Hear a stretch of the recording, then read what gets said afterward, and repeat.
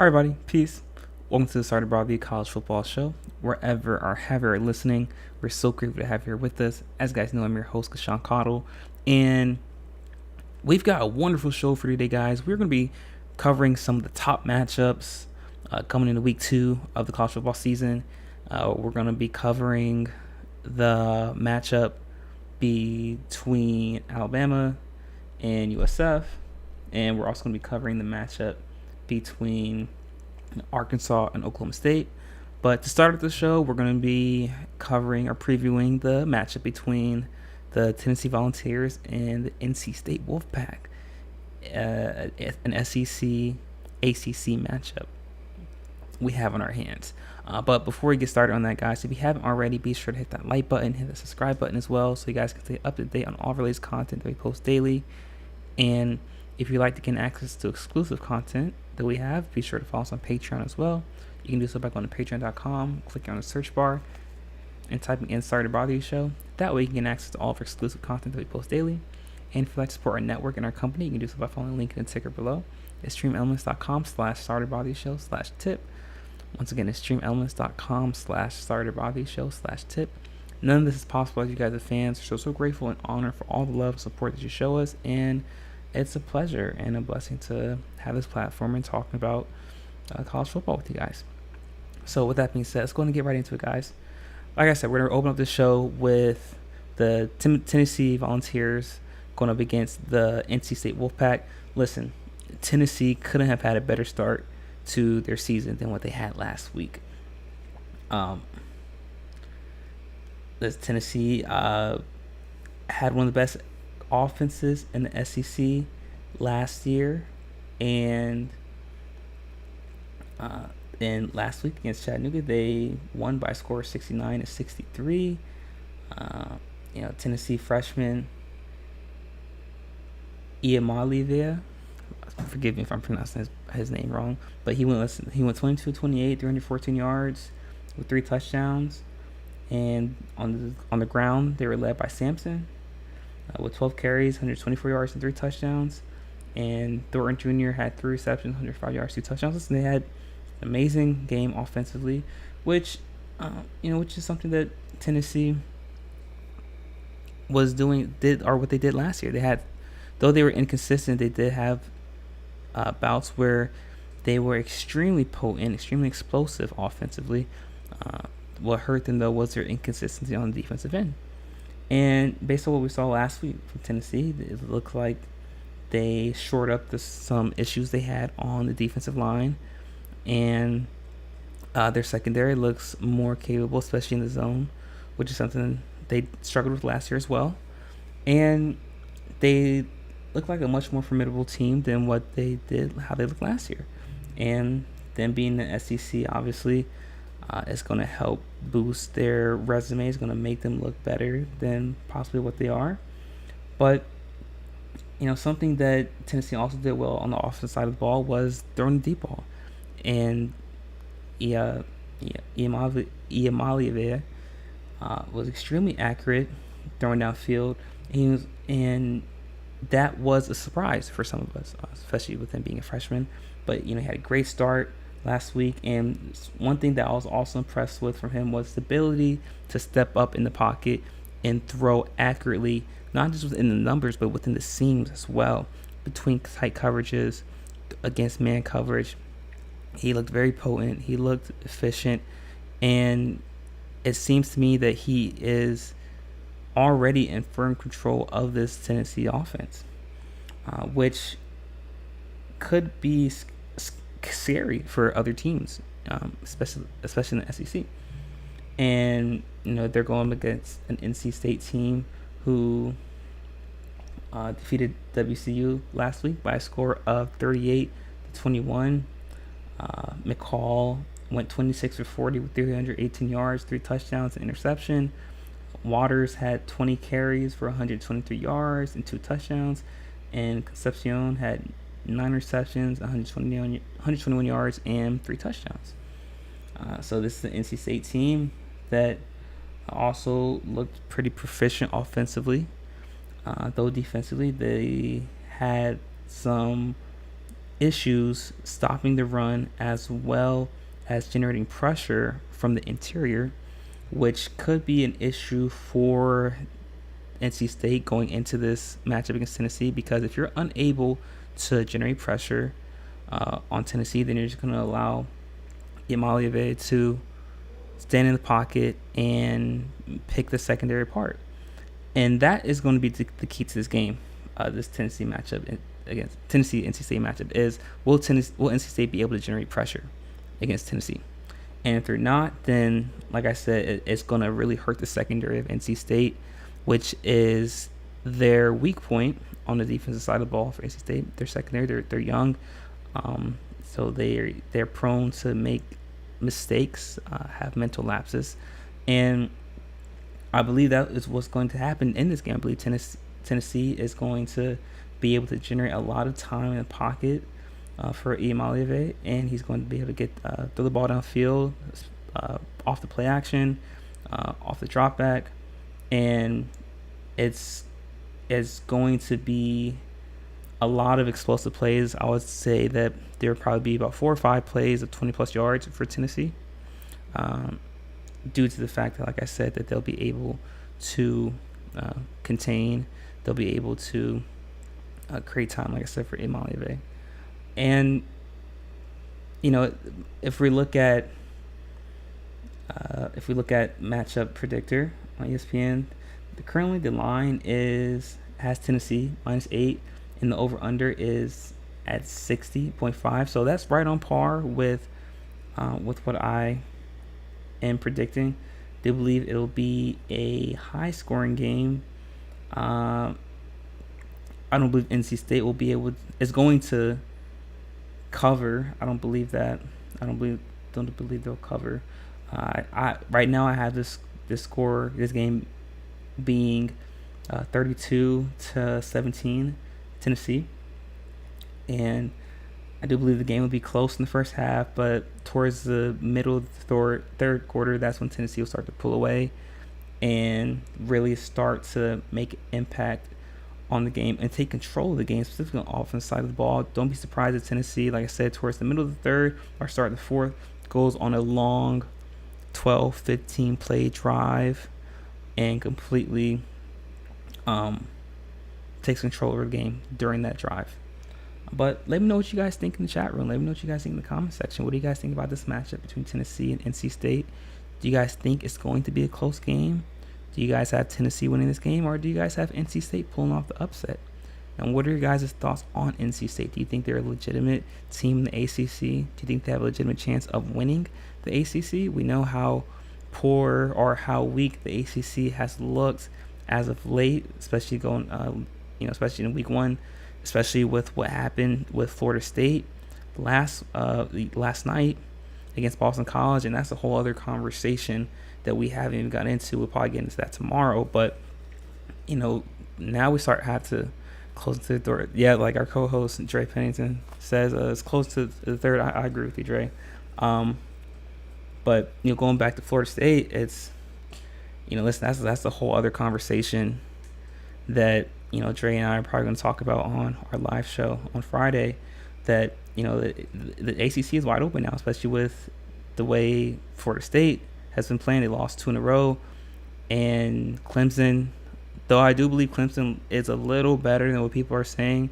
I think they just ran up against the best team in the country in Georgia, but Florida State is going to have to do some soul searching right now to turn the season around. In my opinion, the season's already over in terms of any playoff chances and quite possibly any chances of making a bowl game. I just don't see how they'll be able to bounce back, because at this point it's mental, and you can see you can see it by the way they're moving within each play. They look like they don't want to be there. They look just uninterested, and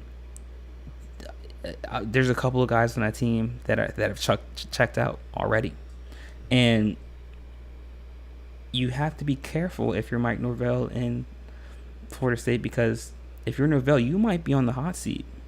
Depending on how you fare this up in this week, you can't afford to go 0-3 as Florida State, a team that many thought should have been in the playoff last year, but I'm not going to get into that. but yeah, if there's Florida State's in trouble, and I'm going to leave it at that.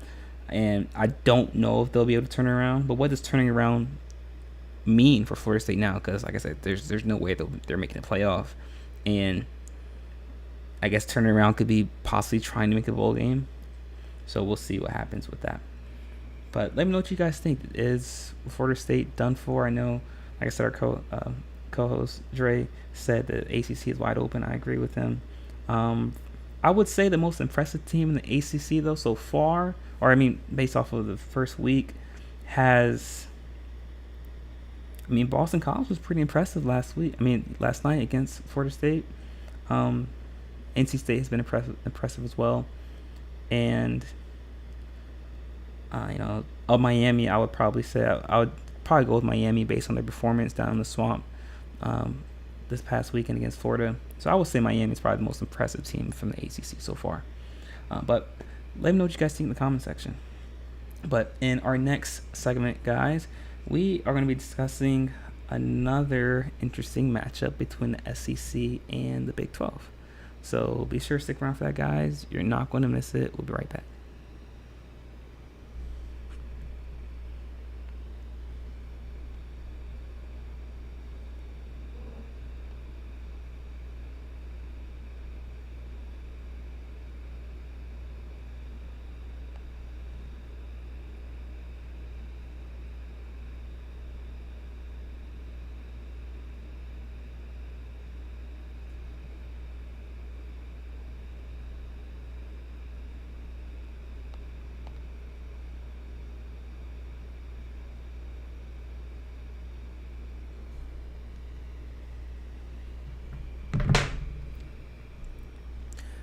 Everybody, welcome back. In case you missed the first segment of our show, we discussed the matchup between Tennessee and NC State coming up this week.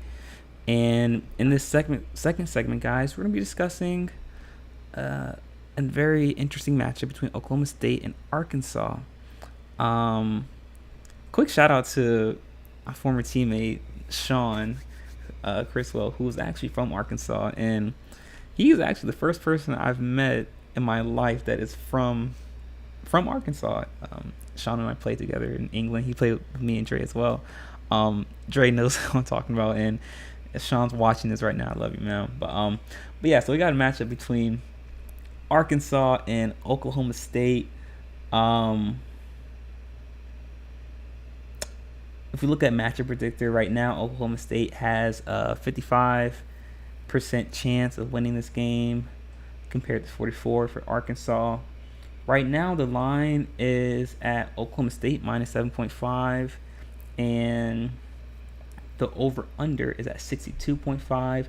So ESPN thinks it's going to be a pretty close game. It's being played at Boone Pickens Stadium, so it's a home game for Oklahoma State. And I would not be surprised if the Oklahoma State fan base really turns out for this game. I think this is going to be a very difficult environment to play in for Arkansas. But listen, Arkansas's offense looked pretty impressive last week against Pine Bluff. They put up 70, but what does that really mean? It's against Pine Bluff, but the way the offense looked on film, I was extremely impressed with. From Arkansas. The Green went 16 to 23 for 229 yards and 2 touchdowns. Jackson had 8 carries for 101 yards and 2 touchdowns, and T-Slaw had 3 receptions for 53 yards. It was a pretty balanced attack for Arkansas in this game. And Oklahoma State last week, they won by a score of 44-20 against SDST. And Bowman went 25-34 for 267 yards and 3 touchdowns. Gordon the second had 27 yards, 104 carries, and 2 touchdowns. Might be a possible Heisman candidate, just throwing that out there right now.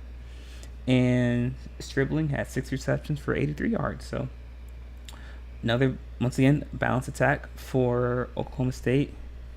And it's I'm interested to see how Oklahoma State fares against the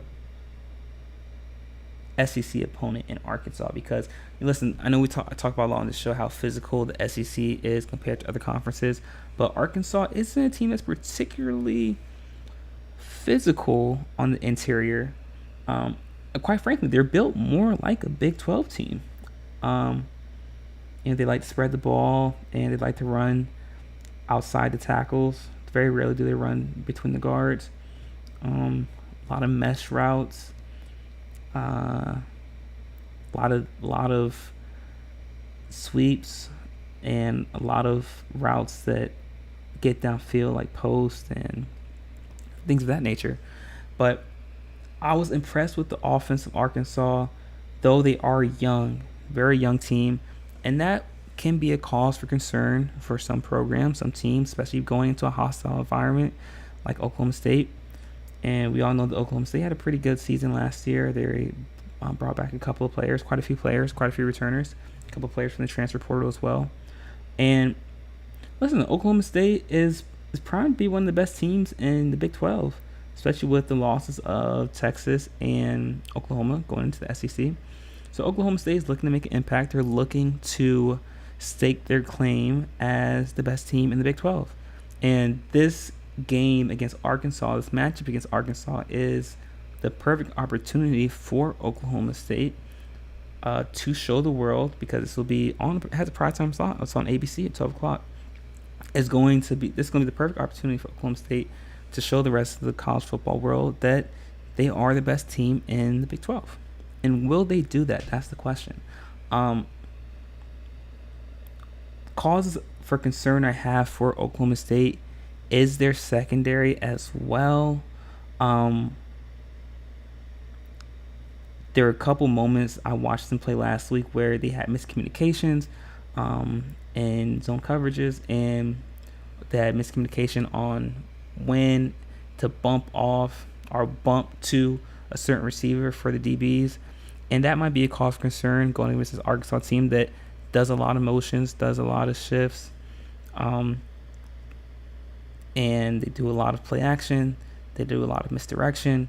So the key to Oklahoma State, especially defensively in the secondary, is for them to be patient, for them to stay home, to not cheat. And if they're able to stay home and not cheat, and to cover their assignments, then that puts Oklahoma State in a much better opportunity to be successful in this game. And I do believe Oklahoma State is a bit more physical on the offensive line than Arkansas is. And the defensive line, Oklahoma State, does a great job generating pressure from the outside, not particularly from the inside. So they may be able to do a good job of taking away the like I said, the jet sweeps and the outside runs for Arkansas. And and Dre says KU has a chance to win in basketball and football, which would be insane. Yeah. Listen, Dre is our expert when it comes to college basketball. A chance to win in football and basketball. Football that's a tough one, brother. I don't know about that one, but basketball definitely. But Dre also brings up a good point that KU has been. Let's look and see where Kansas is actually ranked at right now. For those who don't know, Dre's talking about Kansas University. KU's ranked 19. They're ranked number 19 in the nation right now. They got a matchup against Illinois this week. But what a turnaround though for Kansas. I mean, listen, when I was growing up in the in the mid 2000s, Kansas was the laughing stock of college football. I mean, I remember one season, if I'm not mistaken, they didn't win a game, or they might have won only one game. And at that time, it was such a contrast between the football program and the basketball program. Um, Obviously, the basketball program has been one of the blue bloods of college basketball for at least the past 20 years, since Bill Self was there, and even before that, Roy Williams. But um, they've done a great job of turning that football program around. And um, Dre brings up a good point. Yeah, Kansas has a legitimate chance of vying for opportunity to win the Big 12, especially that we see that Baylor isn't as prominent as they were last year. They lost a lot of key players, and like we said, there's question marks for Oklahoma State. We already said Texas and Oklahoma both are in the SEC now. Colorado's in the Big 12, but based on what we saw from last week for Colorado against North Dakota State, there's still a lot of question marks for Colorado, and Kansas State has question marks as well. So there's, Dre has a good point. The Big 12 is wide open, and Kansas has an opportunity to possibly win the Big 12. But it'll be exciting to see moving forward, though. But let me know what you guys think in the comment section. Do you guys think Oklahoma State is the favorite to win Big 12, or are you gonna go with Dre and Kansas? Or Dre's not saying that. I don't think he's saying that that's his pick right now.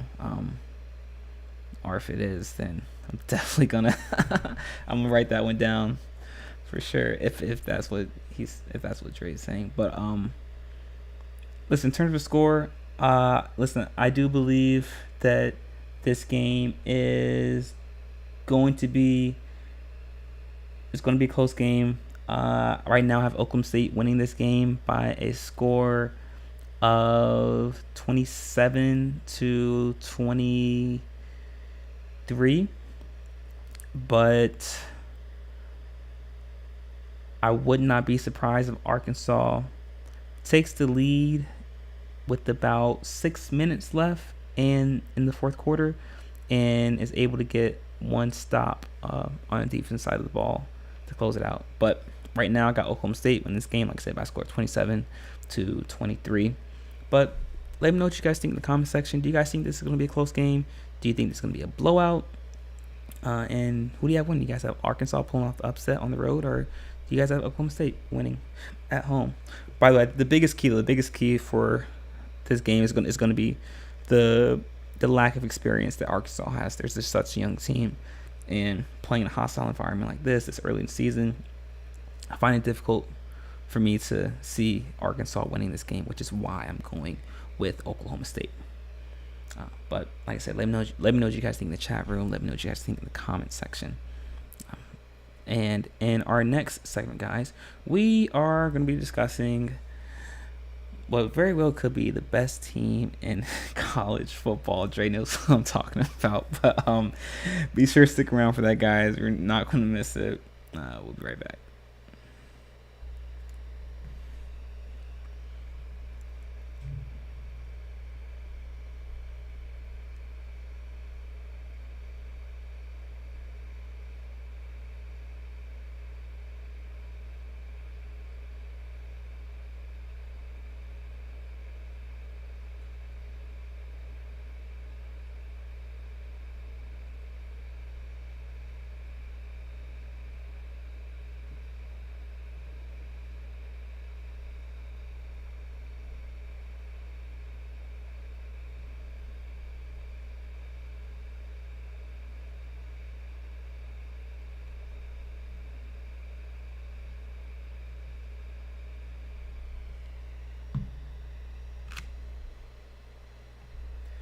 All right, everybody, welcome back. In case you missed our previous segment, we discussed the matchup between Arkansas and Oklahoma State and why the youth of Arkansas could be the deciding factor in that game.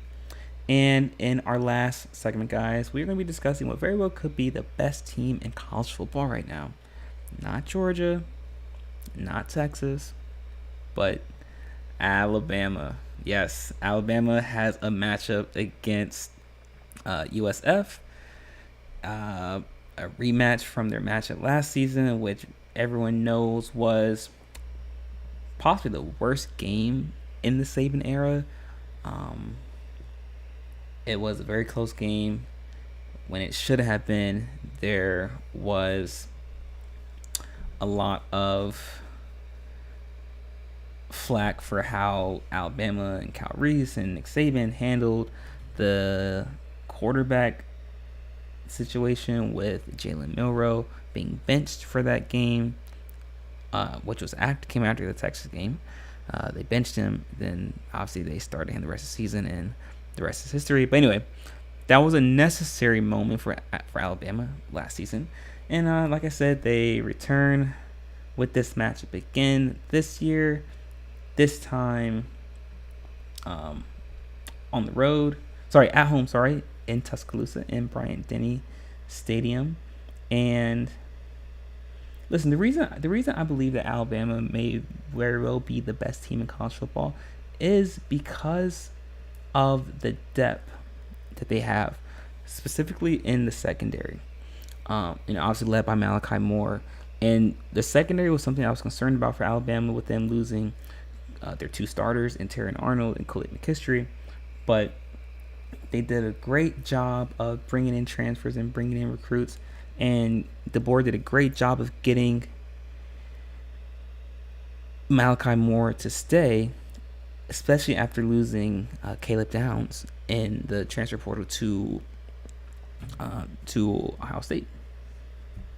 And Alabama, like I said, has a lot of depth at the secondary, which is going to make them one of the best defensive teams in the SEC. I do have a little bit of cause for concern with them at the linebacker position, like I said, like we talked about last year, or like we talked about yesterday. Alabama is known for having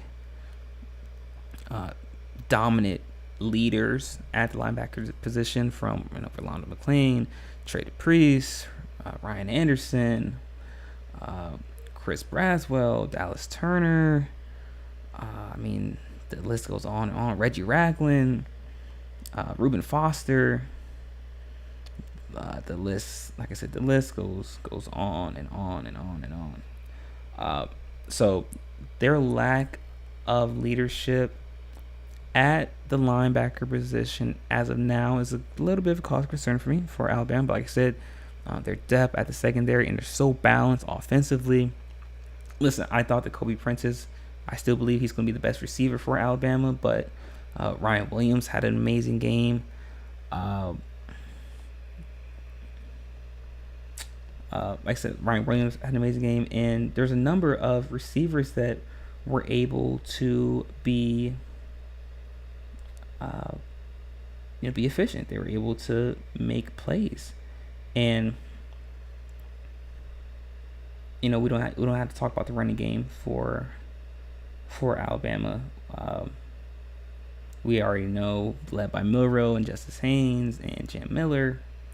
But, just going back to the receiving core, Caleb Odom had a great game. Kendrick Law, who reminds you a lot of Jahmyr Gibbs, he can play in the backfield and in the slot position as well. Jeremy Bernard had a great game as well. But listen, Alabama was very impressive, in my opinion, especially to kick off the Kalen DeBoer era. And like I said, their balance on the offensive side of the ball and their secondary looks tremendous, which is why I do believe they may be one of the best teams in college football. But like I said, going back to this matchup, if we look at ESPN, Alabama has a 97% chance of winning this game. And right now the line is at Alabama minus 31. And the spread is the over-under is currently 63.5. I would not take the over. I would not take the over right now. Right now, I have Alabama win this game by a score of 42-10.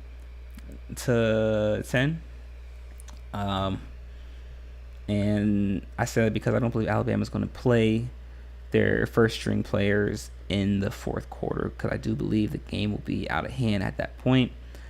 But I think this will be another great matchup, or another great showing for Alabama to show that, like I said, they are dynamic on the offense side of the ball, led by Jalen Milroe, who very well could be a Heisman candidate.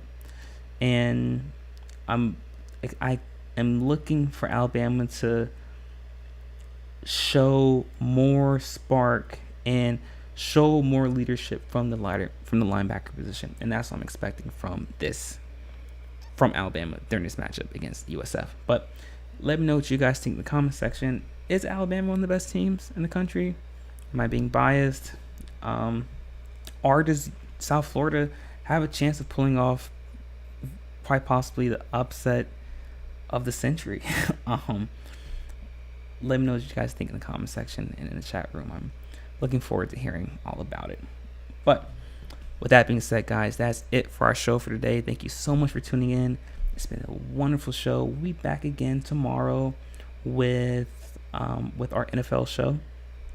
And we'll be back again later in the week with another college football show. And like I said, this Friday, Dre and I will be on Instagram Live doing our weekly live show as well.